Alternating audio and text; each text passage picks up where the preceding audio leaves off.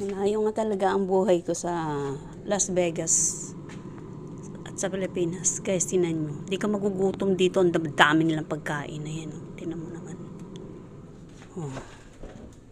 Oh, look. Yung freezer na yan, may laman pa. Ayan. Kuha ka lang ng gusto mong lutuin. Ayan. Nagluluto ako ng dinner. Ganap ako ng papaya. So, dito lahat meron. Tama sabi nila. Lahat dito ang hanapin mo. Meron din silang, oh. Tignan nyo. O, yan. Ito nyo yan.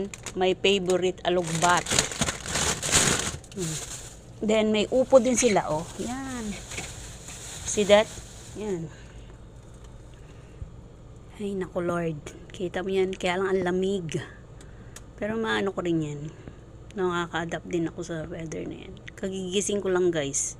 Nagnap ako 2 hours.